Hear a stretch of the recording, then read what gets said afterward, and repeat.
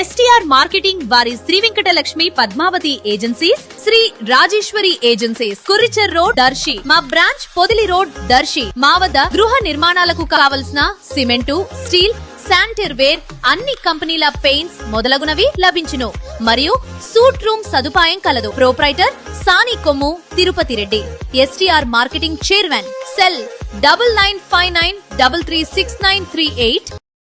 మార్కాపురం జిల్లా రాయవరం వద్ద ఈ రోజు గురువారం తెల్లవారుజామున ఒక ప్రైవేట్ ట్రావెల్ బస్సు టిప్పర్ ఢీకొన్న సంఘటనలో బస్సులో మంటలు చెలరేగి 14 మంది సజీవ దహనం కాగా దర్శి నియోజకవర్గ వైసీపీ ఎమ్మెల్యే మరియు పార్టీ జిల్లా అధ్యక్షులు డాక్టర్ బూచపల్లి శివప్రసాద్ రెడ్డి సంఘటనా స్థలానికి చేరుకుని అక్కడ పరిస్థితులను పరిశీలించారు. అలాగే ఆసుపత్రిలో వైద్య సేవలు పొందుతున్న వారిని ఎమ్మెల్యే పరామర్శించారు. అనంతరం ఎమ్మెల్యే మీడియాతో మాట్లాడుతూ ప్రభుత్వం మృతులకు ఒక్కొక్కరికి 20 లక్షలు అందజేయాలని, వైసీపీ తరపున ఒక్కొక్కరికి ₹1,00,000 అందజేయడం జరుగుతుందని తెలిపారు. ఎమ్మెల్యే వెంట మార్కాపురం కనిగిరి ఇన్ఛార్జీలు అన్నా రాంబాబు, దద్దాల నారాయణ యాదవ్లు ఉన్నారు.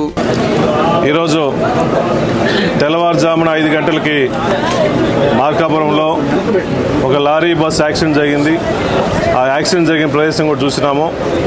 ఆ యాక్సిడెంట్ ప్రదేశం చూస్తే సుమారుగా 14 మంది చనిపోవడం నిజంగా జరిగింది. ఈ 14 మందికి ఆత్మశాంతి కలగాలని చెప్పేసి మనస్ఫూర్తిగా కోరుకుంటున్నాము. ముఖ్యంగా ఇటువంటి ఇన్సిడెంట్లు రీసెంట్గా కర్నూలులో జరిగింది, మళ్ళీ ఇప్పుడు జరిగింది. ఇటువంటి యాక్సిడెంట్లు జరగకుండా పూర్తిగా గవర్నమెంట్ ఒక ట్రాన్స్పోర్ట్ కానీ, రెవెన్యూ కానీ, పోలీస్ వ్యవస్థ కలిసి ఇటువంటి ఇన్సిడెంట్లు జరగకుండా, ఫ్యూచర్లో జరగకుండా నివారించాలని చెప్పి వైఎస్ఆర్ కాంగ్రెస్ పార్టీ తరఫున డిమాండ్ చేస్తున్నాము. అదేవిధంగా చనిపోయిన మృతులందరికీ 14 మందికి సుమారుగా 20 లక్షలు ఎక్స్ట్రేస్ చేయాలని చెప్పేసి వైఎస్ఆర్ కాంగ్రెస్ పార్టీ తరఫున డిమాండ్ చేస్తున్నాం ఒక్కొక్కరికి. అదేవిధంగా హాస్పిటల్లో ఉన్న వాళ్ళందరికీ మెరుగైన వైద్యం అందించాలని చెప్పి వైఎస్ఆర్ కాంగ్రెస్ పార్టీ డిమాండ్ చేస్తున్నాం.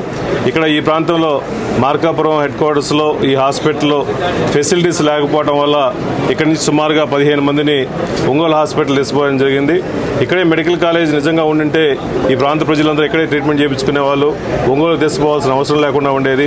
అందువల్ల గవర్నమెంట్ కూడా ఏమంటే ఈ ప్రాంతంలో మెడికల్ కాలేజ్, గవర్నమెంటే మెడికల్ కాలేజ్ నడపాలని చెప్పేసి డిమాండ్ చేస్తున్నాము.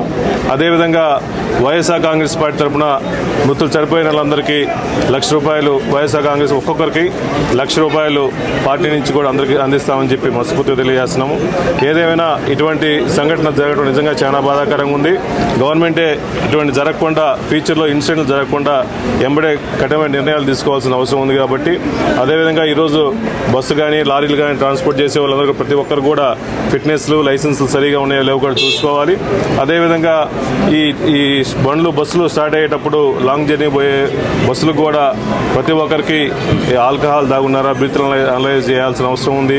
ఇవన్నీ టెస్టులు కూడా చేయాల్సి ఉంది. కాబట్టి దయచేసి ఇటువంటి ఇన్సిడెంట్ జరగకుండా చూడాలి. చనిపోయిన వాళ్ళందరికీ, మృతులందరికీ ఆత్మశాంతి కలగాలని చెప్పేసి వైఎస్ఆర్ కాంగ్రెస్ ప్రభుత్వం డిమాండ్ చేస్తుంది.